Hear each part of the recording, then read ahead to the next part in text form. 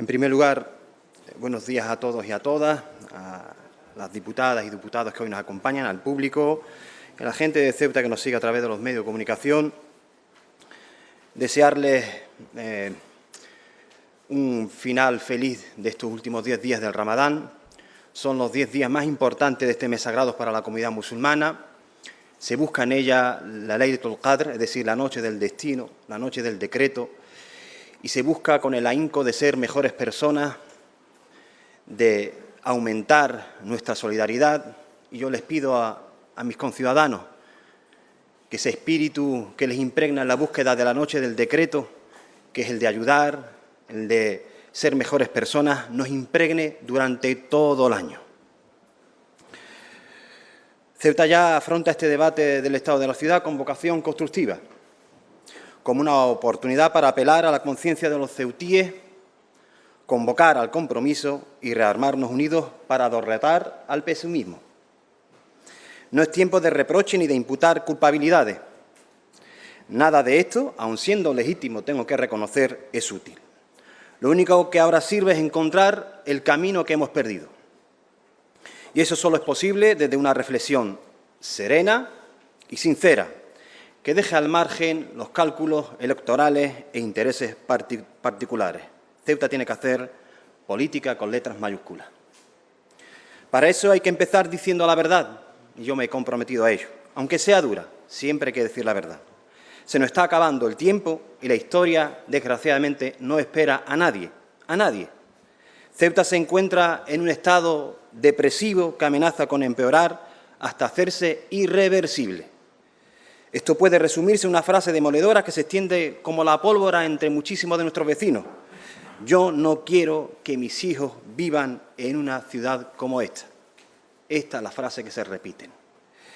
En la Ceuta de los contrastes, el discurso oficial de las instituciones nos muestra un panorama idílico y un futuro deslumbrante, mientras, por desgracia, que en la intimidad las familias comienzan a hacer un equipaje que primero es psicológico y que posteriormente se transforma en material. Para explicar cómo hemos llegado hasta aquí, podemos remontarnos 3 años atrás, cuando entramos en una seria crisis provocada por el cierre económico de la frontera. Muchísimos establecimientos fueron clausurados y no supimos reaccionar, o simplemente no nos pareció necesario. Al fin y al cabo, la mayor parte del dinero que llega a Ceuta lo hace a través de unos presupuestos generales del Estado que están garantizados. Y es verdad que muchos empleados públicos también se sentían blindados frente a esta crisis. Sin embargo, no menos cierto que se produjo un fortísimo impacto. Y es que no resulta precisamente alentador pasear por las calles de Ceuta entre letreros de se alquila, se traspasa o se vende, entre persianas sucias y locales abandonados. Por cierto, permítanme un pequeño paréntesis, esta imagen podía verse multiplicada y sería fija si finalmente se produce el fin de la excepcionalidad de Schengen. Hablamos de lo que podía ser el golpe final y definitivo al comercio de la ciudad, de volver a los tiempos en los que los ceutíes cogíamos el barco para ir a los centros comerciales que albergaban las tiendas, que no veían motivo alguno para instalarse aquí, coger el barco para irnos a Algeciras a comprar en Zara. Esto lo recuerdan muchísimos de mis vecinos ceutíes. Estos señorías del PP y del PSOE es lo que lograrán si siguen adelante con sus intenciones. Pero continúo. Ya en aquel momento, cuando el país vecino apretó el acelerador en su estrategia de asfixia económica, se vislumbraba un escenario que nos indicaba a todos y a todas que la situación requería de un esfuerzo de unidad, cierto, pero sucedió todo lo contrario, muy a mi pesar. Las dos grandes comunidades que coexisten en Ceuta profundizaron en un distanciamiento cada vez más visible, esto hay que decirlo. No fuimos capaces ni de cumplir con el requisito mínimo de cualquier sociedad avanzada, que es querer vivir juntos. Hoy estamos ante el momento de división más profunda entre los ceutíes. No podemos escondernos. El discurso islamófobo, excesivamente presente, y no solamente en las siglas que lo representan institucionalmente, inyecta veneno en grandes dosis y pretende llevar a la ciudad a un callejón sin salida. Esto también hay que decirlo. Conviene recordarlo porque parece que se olvida o no se quiere entender con los españoles musulmanes que vivimos aquí. No vamos a dejar de ser nunca ni españoles ni nunca vamos a dejar de ser musulmanes. Cualquier planteamiento de futuro que pase por discriminar, reducir, recluir, humillar o marginar a este colectivo no solamente es un delirio, sino un pasaporte garantizado al suicidio de nuestra sociedad. Hoy es necesario repetirlo con la solemnidad que requieren los asuntos capitales. Hay que repetirlo. ¿Ceuta será intercultural o no será? Y lo voy a volver a repetir. ¿Ceuta será intercultural o no será? ¿O no será? Yo les pido a todos que hagan examen de conciencia para definir actitudes respecto a esta cuestión. Y siguiendo con el análisis, cuando aún no habíamos sido capaces de revertir lo ocasionado por el cierre fronterizo, como ha indicado el presidente, nos tuvimos que defender de la pandemia. Y para colmo, cuando parecía que habíamos vuelto a la normalidad, mayo del 2021 nos trajo una demostración de hostilidad sin precedentes por parte de Marruecos. Sin precedentes. No podemos minimizar la fuerte repercusión de este hecho o que este hecho ha producido en el estado de ánimo del conjunto de nuestros vecinos y vecinas. Pero no hay que olvidar que este varapalo psicológico también es consecuencia de una política del Estado español muy tibia con Ceuta y Melilla. Esto también hay que decirlo. Durante más de 30 años hemos sido la eterna excepción, hemos sido un ente precario, una pieza más en el complicado puzzle geopolítico en el que se desenvuelven los complejos intereses de Madrid y Rabat. Esto hay que decirlo. Y además el exponente más evidente de esta incalificable posición es el rechazo del Estado español, expresado históricamente con sus dos grandes partidos dinásticos, a dotar de Ceuta del rango de comunidad autónoma que nos reconoce la propia Constitución española. La propia Constitución española. Si durante los sucesos de mayo muchos conciudadanos sintieron peligrar de verdad Ceuta, fue porque durante muchísimos años hemos sentido que Ceuta, en cierta medida, estaba en peligro. Estaba en peligro. Porque siempre hemos sentido que, por desgracia, los ceutíes que vivimos aquí no somos iguales al resto de los españoles y españolas. Ahora son muchos los ciudadanos que ven claro eso de lo mejor es marcharse de aquí. Pues bien, nosotros queremos decir que no, que esto no tiene por qué ser así.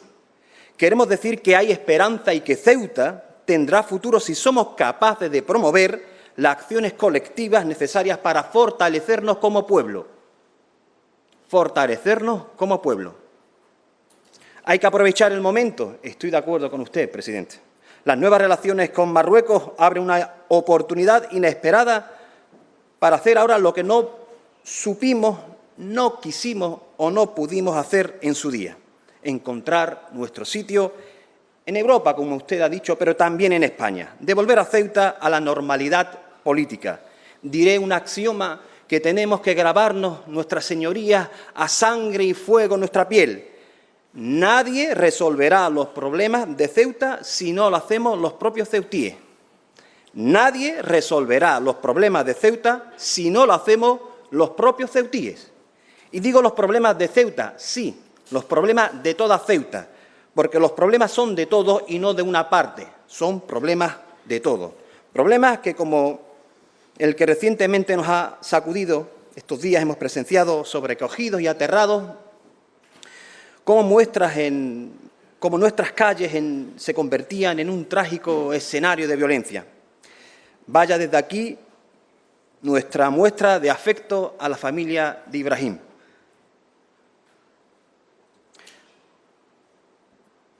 Sobre esta cuestión es necesario reflexionar, estoy de acuerdo con usted, con calma y con rigor, con rigor. La extensión de la delincuencia entre considerables capas de nuestra juventud ceutí no es un fenómeno reciente, no lo es, no nos engañemos, sino es algo que venimos observando desde hace algún tiempo con absoluta indiferencia, y lo digo desde el dolor.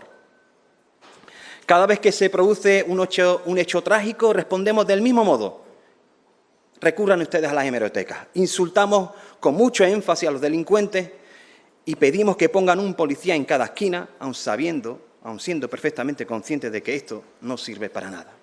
Es una especie de mantra, una especie de desahogo y sobre todo una forma de que los ciudadanos piensen que estamos preocupados. Pero no es verdad, no es verdad. Hasta ahora este asunto no se ha tratado como una prioridad política. Se ha impuesto la tesis de que la delincuencia es un problema de conductas individuales que se reprimen con policía y el Código Penal. Es lo que hoy harán una vez más los reaccionarios cuando les toque hablar, decir esto. Yo solo les pido a las fuerzas democráticas que actúen desde el sentido común. Si hemos podido comprobar y contrastar que esta forma de interpretar este problema no ha dado resultado, o mejor dicho, solo ha servido para empeorar las cosas, vamos a intentarlo de otra manera. Intentémoslo de otra manera. Es el clásico ensayo y error que tanto bien ha hecho a la humanidad.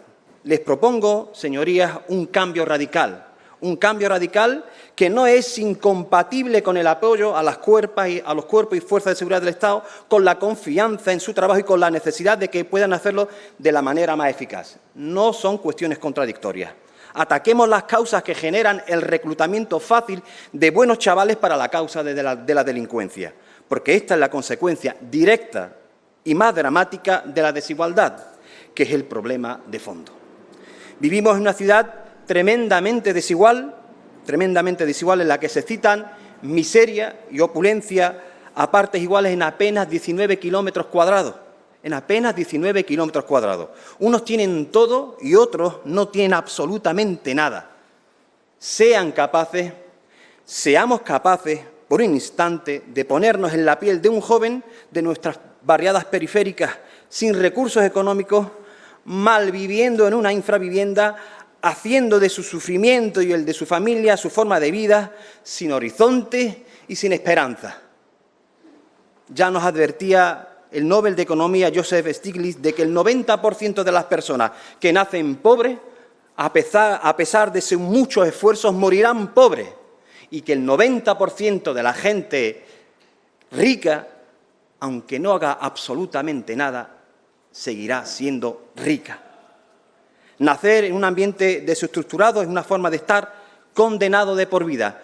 Claro que el código postal importa, pues claro que sí, claro que sí. Aunque cueste decirlo, entre todos, al no poner fin a la pobreza y la desigualdad, esto también hay que decirlo e entonar el mea culpa, invitamos a mucha gente a sumarse a la delincuencia. Y a partir de ahí ya es muy difícil controlar cualquier cosa, muy difícil. Cabe preguntarse por qué no se ha abordado este asunto con los medios necesarios para ello, a pesar de que se trata de una prioridad obvia. Solo hay una razón, es duro aceptarlo, pero es la verdad. Ceuta se sostiene sobre un racismo estructural que condiciona sobremanera las políticas públicas. Esto se tiene que decir. Y del que además participan con mayor o menor intensidad demasiadas personas de todas las ideologías. También esto se tiene que decir. Se podrán poner infinidad de ejemplos que corroboran esta afirmación. Yo creo que no es mi trabajo ni tampoco es necesario hacerlo. Lo importante en este momento es la conclusión. En la conclusión, Ceuta necesita restablecer urgentemente el principio de igualdad. Hay que entender de una vez que una convivencia sana exige del compromiso y el esfuerzo de todos y de todas. Haciendo una adaptación de mi admirada Angela Davis, diré que en una sociedad con racismo no basta con no ser racista, hay que ser activamente antirracista. Hace un par de días, una amiga y compañera que vive en El Príncipe, mi compañera Nayat, me relataba lo que esta semana de pesadilla había supuesto tanto para los adultos como, sobre todo, para los niños que viven allí. Me hablaba de la enorme tensión psicológica, del miedo, de los llantos de los niños, de la ausencia de los niños en los centros escolares por miedo, del abandono que sienten los vecinos. Lo ha expresado en varias ocasiones el propio presidente de la Asociación de Vecinos del Príncipe Alfonso. Un abandono institucional que el Gobierno, cuando se le habla de la periferia, siempre niega, pero que los hechos muestran como absolutamente irrebatible. Poner fin a este agravio es urgente y es la mejor vacuna contra el delito, presidente. Es la mejor vacuna contra el delito. Miren, en aquellos lugares en los que la gente se siente satisfecha y a gusto, la delincuencia desciende considerablemente. Y esto no es una opinión, esto es una certeza, compruébenlo. El objetivo, por tanto, es lograr que nuestra gente, los ceutíes, sean quienes sean cuales sean sus circunstancias personales, vivan donde vivan, recen a quien recen, se sientan cómodos en su tierra, con expectativas de futuro y confiando en sus instituciones. Aunque muchas veces cueste trabajo entenderlo, en el fondo todas las personas somos muy parecidas. Tenemos motivaciones similares y pautas de comportamiento semejantes. Les invito a que entre todos y todas hagamos algo tan sencillo y antiguo que es como tratar a los demás como nos gustaría que nos tratasen a nosotros mismos. Merece la pena intentarlo, porque desde el racismo y la desigualdad no se puede avanzar hacia ninguna parte que no sea la destrucción, la autodestrucción. Somos conscientes, presidente, de que nos enfrentamos a retos y desafíos de una gran magnitud. Son problemas muy enquistados desde hace mucho tiempo. Pero también estamos convencidos de que aún estamos a tiempo de hacer muchas y grandes cosas por esta tierra. También estoy de acuerdo con usted en eso. De hecho, estamos ilusionados y esperanzados, muy ilusionados y esperanzados. Lo he dicho antes, Ceuta tiene futuro, claro que tiene futuro. Pero tengo que decir una cosa que sería imperdonable no decir en esta tribuna. La juventud de Ceuta es una juventud buena y prometedora. Lo voy a volver a decir,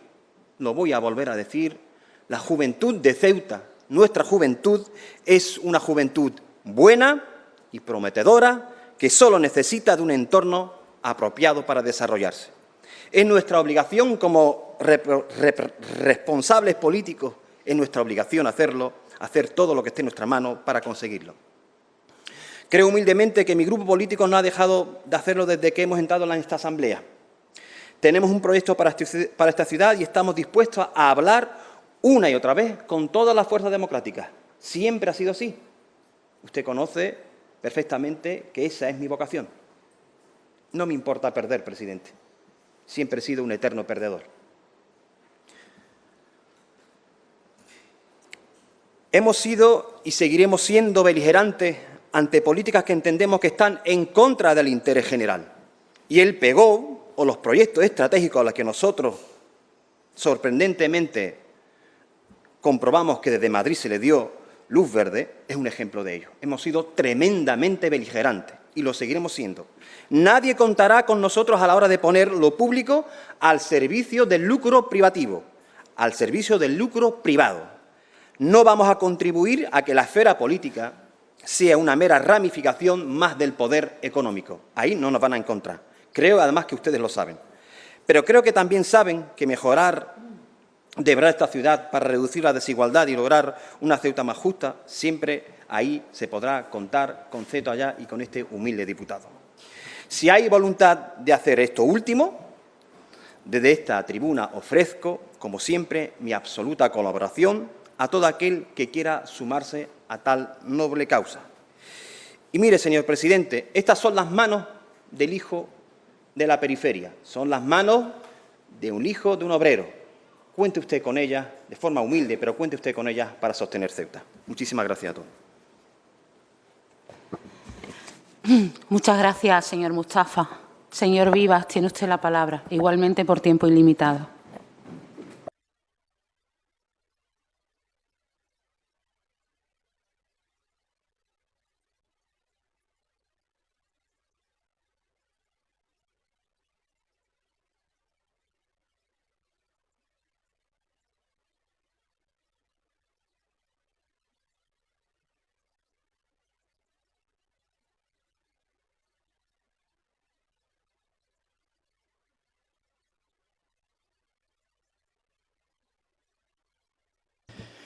Muchas gracias, señor Mustafa. Hacerle algunas breves precisiones, correcciones con todo respeto a lo que usted ha manifestado.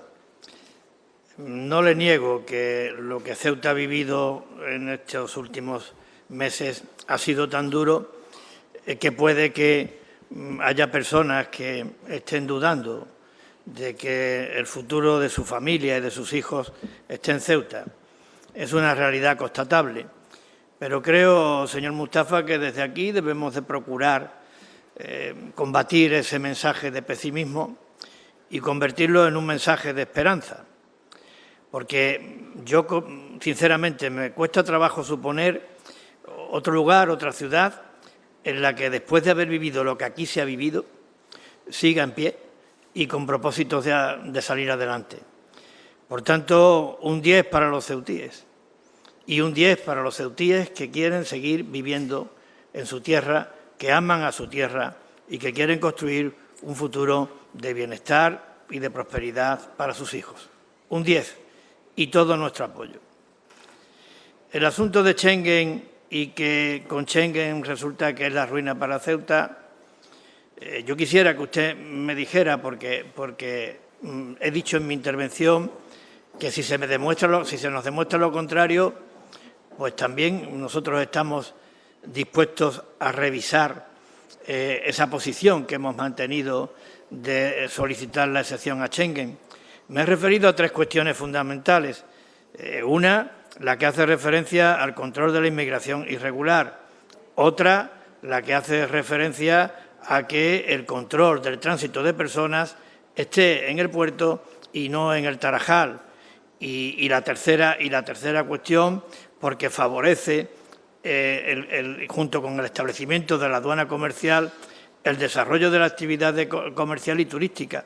Y en esto me ratifico, señor Mustafa.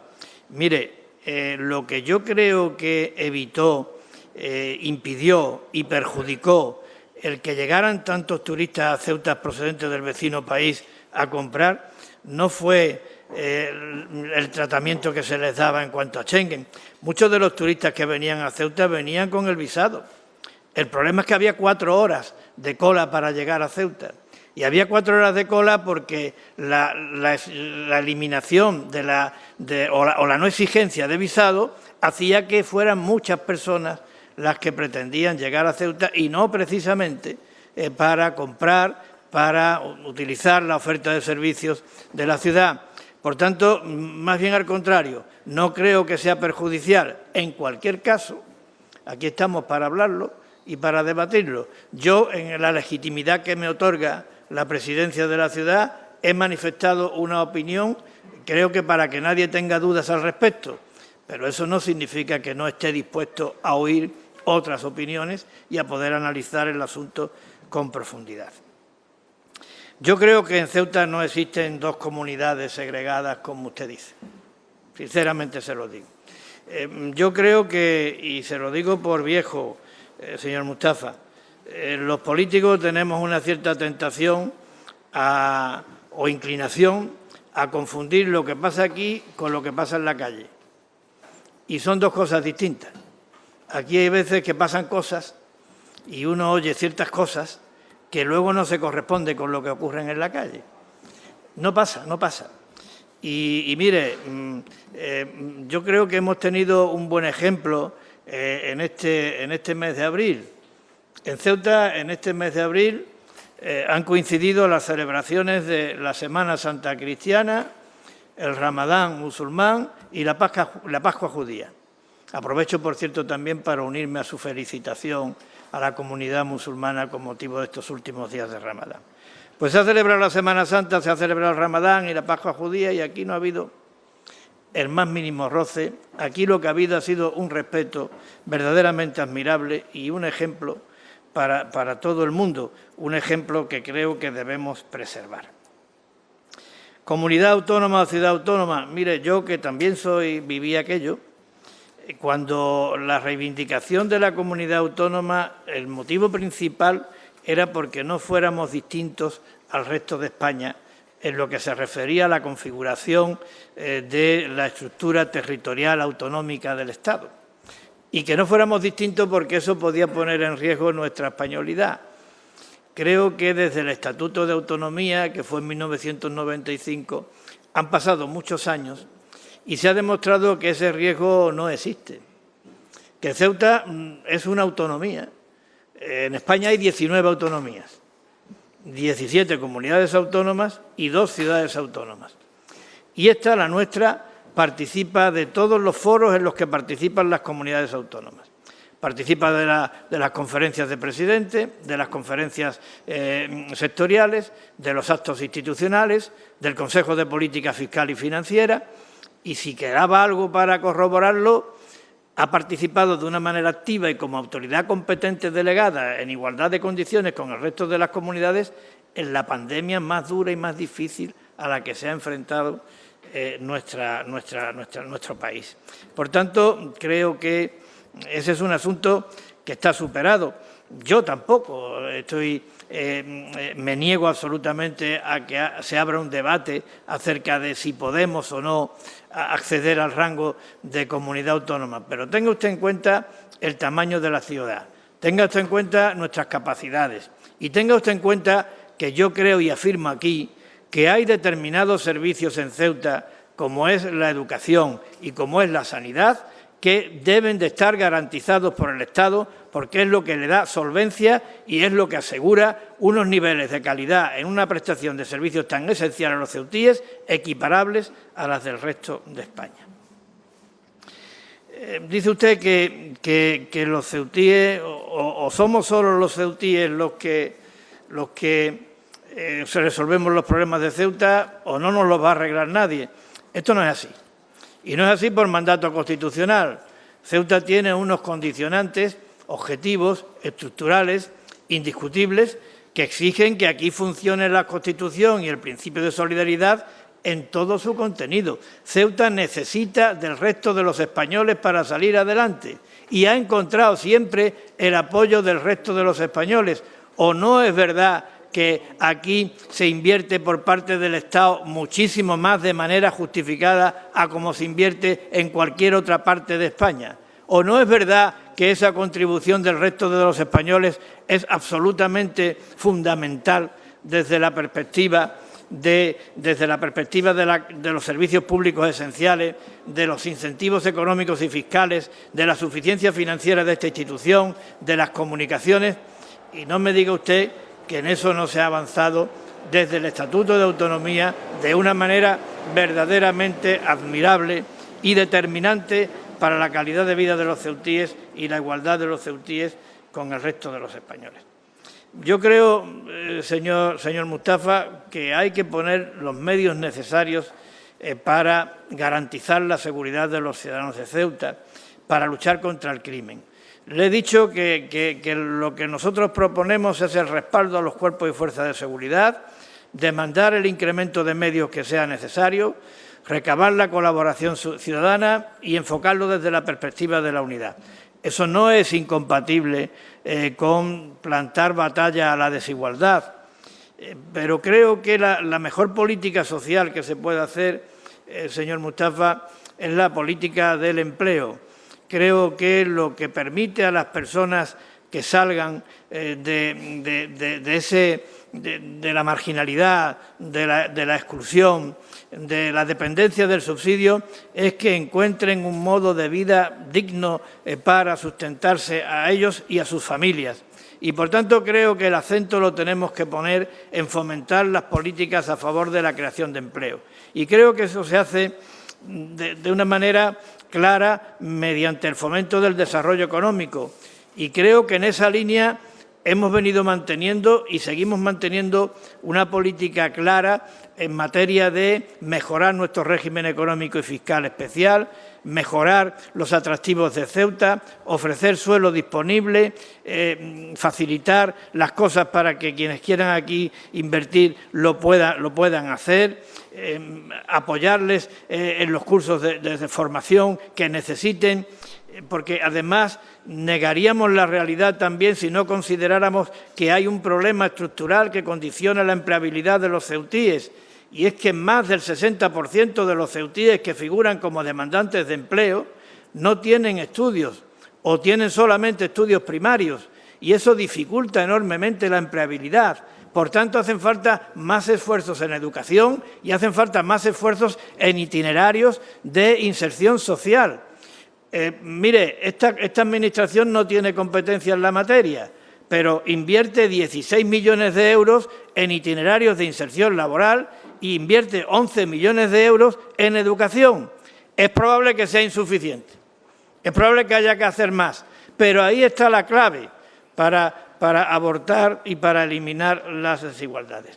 Y no le admito, señor Mustafa, con todo respeto, no le admito que en Ceuta exista racismo estructural, como usted ha dicho. No se lo admito, porque no es verdad, porque en Ceuta impera la Constitución y la Constitución garantiza la igualdad de todos los ciudadanos, cualquiera que sea su credo, cualquiera que sea su raza, cualquiera que sea su orientación sexual. Y aquí en Ceuta impera inequívocamente la Constitución. Yo me he pegado 21 años al frente del Gobierno de la ciudad.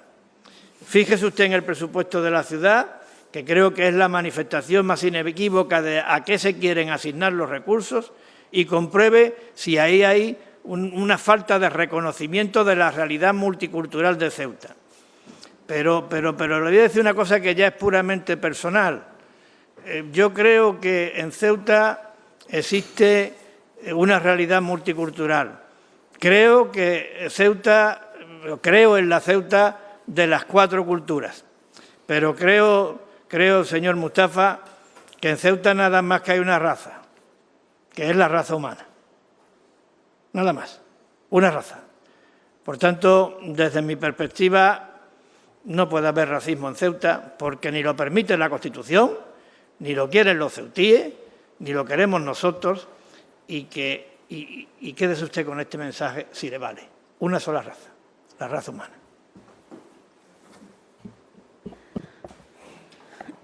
Muchas gracias, señor Vivas. Señor Mustafa, tiene usted derecho a la réplica por tiempo de 10 minutos.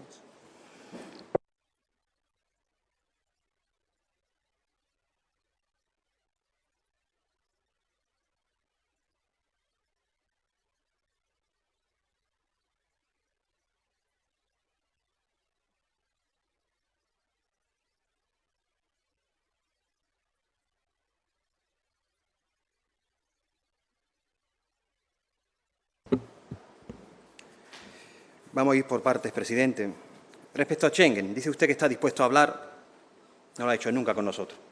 Nosotros nos hemos despertado una mañana con una propuesta presentada en el Congreso de los Diputados por parte de su grupo político, el Partido Popular, donde exigía la excepcionalidad de Schengen y además la ligaba con el fenómeno migratorio, la ligaba con un discurso para hacerle la competencia a Vox y poco tenía que ver con los intereses de Ceuta. Es más, cuando le hemos interpelado aquí, mantuvieron una actitud dubitativa. 2. Usted habla de aduana comercial en ese espacio de debate que ha abierto con Schengen. Usted sabe que estoy de acuerdo, pero la aduana comercial no va a ser la panacea. Habrá que ver qué mercancía, porque esto no va a ser todo a petición de España. Habrá que negociar con el país vecino. Esto es así. 3. Usted dice que los largos atascos que había en la frontera imposibilitaban pues, que los turistas viniesen y como si fuese aquello la excepcionalidad de Schengen la que lo provocaba. Falso. Lo que provocaba los grandes atascos en la frontera era un fenómeno que ahora parece ser que lo hemos perdido de vista, que era el comercio atípico o el contrabando. Eso era lo que bloqueaba la frontera y eso era lo que soliviantaba a Marruecos, aunque ellos compraban la paz social con ese comercio atípico.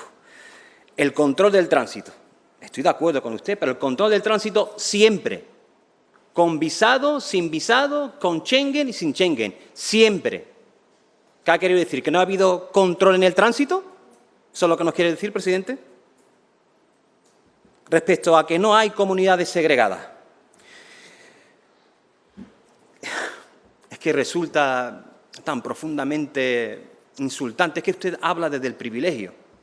Habla desde el privilegio. Esto es como cuando uno se presenta ante una mujer y le dice, pues no, tú no has podido sufrir jamás discriminación, porque este es un mundo ideal y todo es perfectamente acorde a unos principios democráticos. Mentira. Nuestra sociedad es claramente desigual con la mujer y con las minorías. No lo digo yo, no lo digo yo.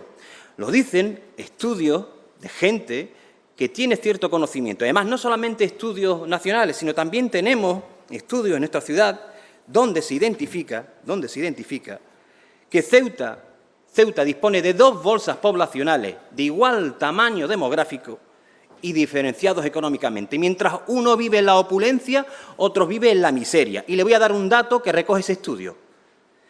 Habla de hogares en pobreza severa. El porcentaje en Ceuta, presidente, oscila entre un 37 y el 71%. ¿Sabe usted dónde se concentra el mayor porcentaje de hogares en pobreza severa? Se lo voy a decir. Príncipe Alfonso, Príncipe Felipe, Loma Colmenar, Pasaje Recreo, Patio Castillo, mi barrio, La Almadraba, Juan 23. Otro dato más. Ese estudio identifica que las personas que viven en la periferia tienen 10 años de esperanza de vida menos que las personas que viven en el centro. Eso no lo digo yo, eso lo dice un estudio que encargó su gobierno en el 2013.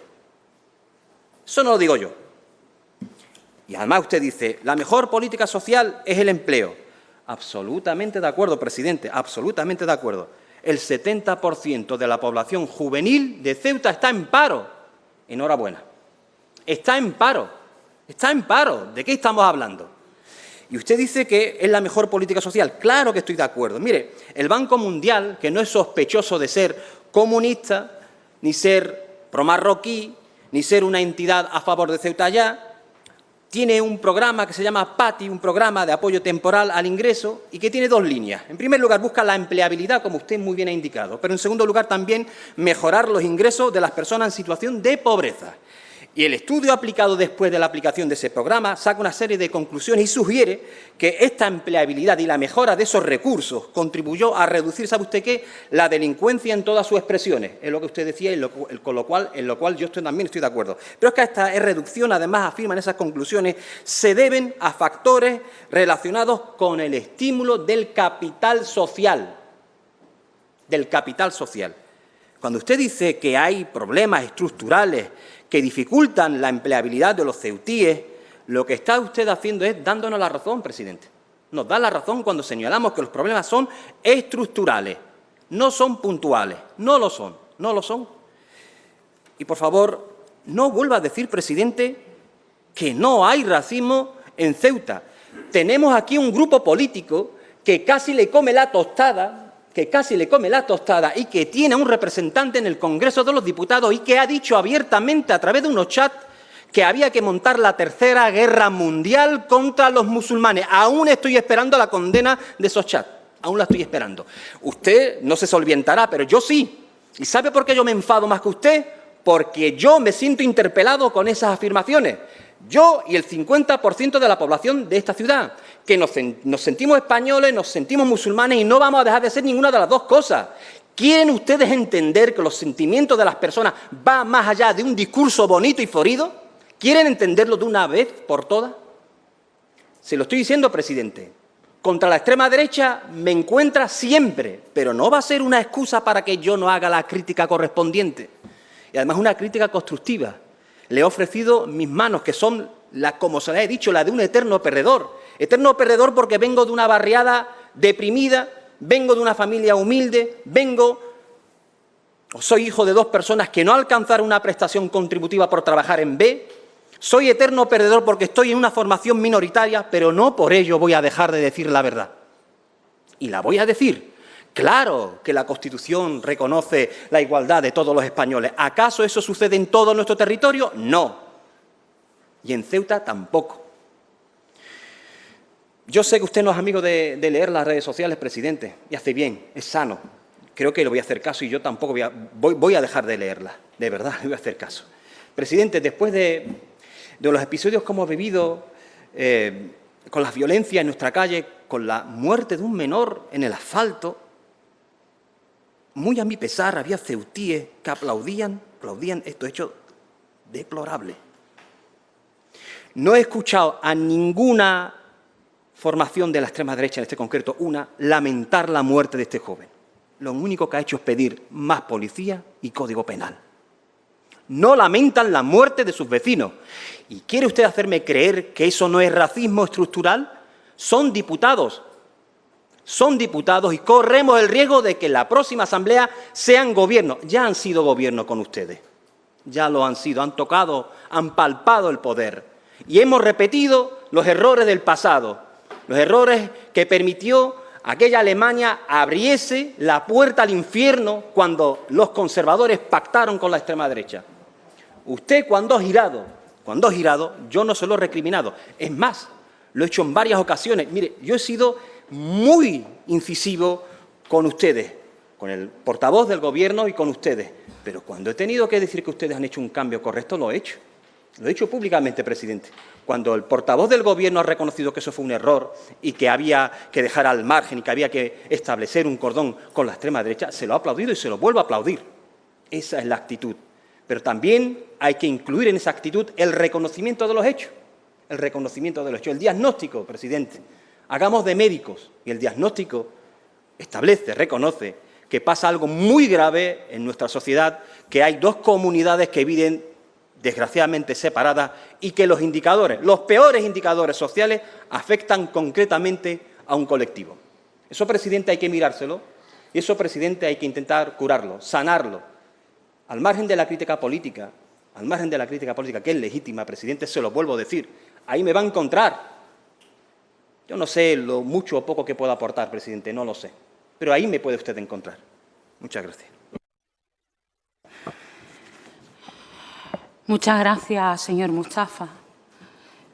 Para finalizar este turno de intervenciones, tiene la palabra el señor Vivas, por tiempo ilimitado.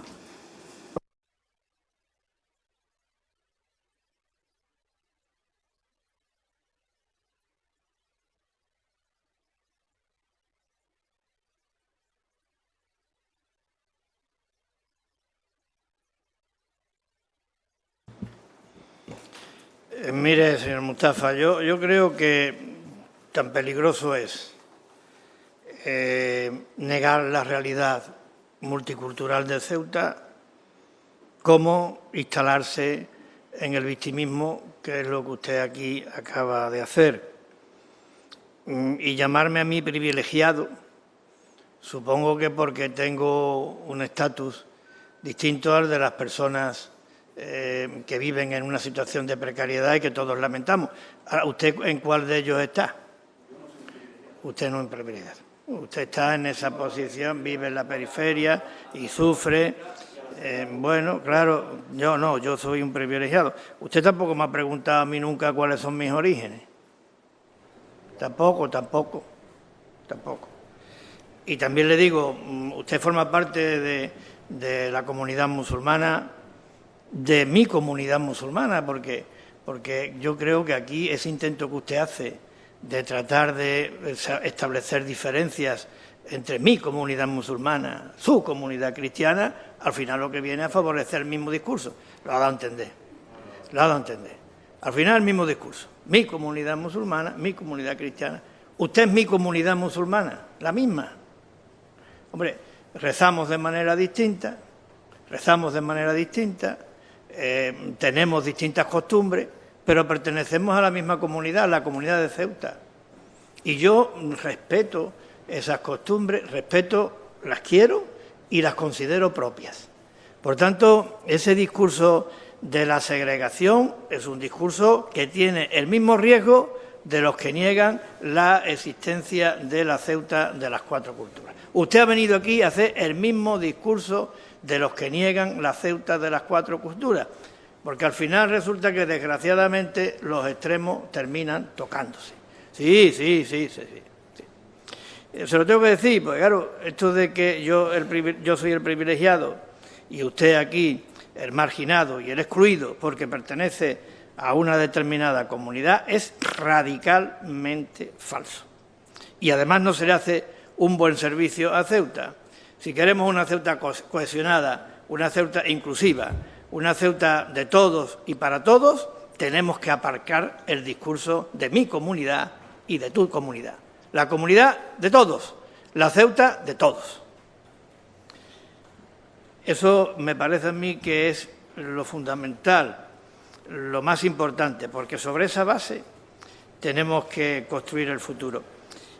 y sin hablar de comunidades, y sí de personas pertenecientes a una misma comunidad, que es la comunidad ceutí. Es evidente que aquí tenemos problemas estructurales para el desarrollo económico. Bueno, pues afrontémoslo. De hecho, se han ido afrontando a lo largo del tiempo. Es evidente que aquí tenemos un problema estructural desde el punto de vista de la accesibilidad al empleo, pero no por comunidades, en el conjunto de la sociedad ceutí. ¿Por qué ese prejuicio de enfocar todos los problemas en función de si se es cristiano o si se es musulmán? Superemos ese discurso. Somos ceutíes todos, somos todos españoles. Abandonemos ese discurso. No lo digo por mí, porque a mí ya me queda poco en el convento. Lo digo por el futuro. Abandonemos ese discurso. Todos españoles, todos ceutíes. Y analicemos Schengen también sin ningún tipo de prejuicio.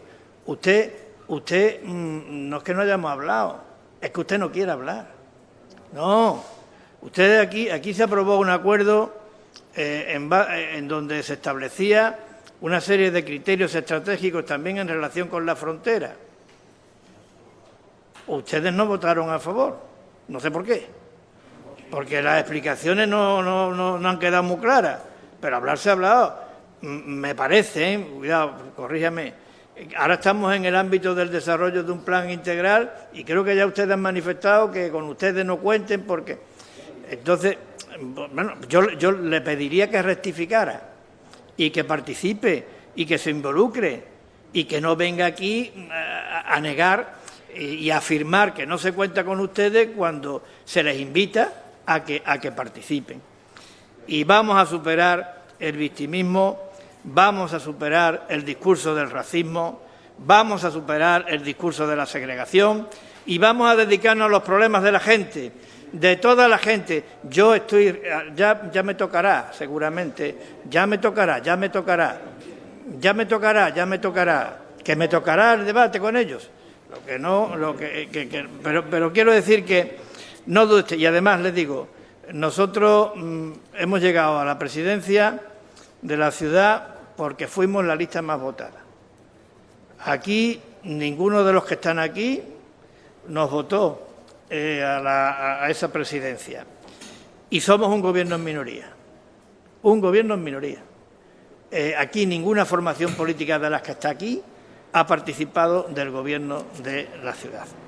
Un gobierno en minoría que está saliendo adelante gracias a la actitud generosa de la mayor parte de las formaciones políticas de esta Asamblea, pero no generosa con el Gobierno, generosa con Ceuta. La mayoría de las formaciones políticas de este Gobierno, y yo se lo agradezco, han entendido que Ceuta está en un momento crucial y que se trataba de arrimar el hombro para no irnos, y ustedes también, para no irnos a pique. Y, por tanto, mi agradecimiento y mi reconocimiento. Pero seguimos siendo, para lo bueno y para lo malo, un gobierno en minoría. Muchas gracias, señora vicepresidenta.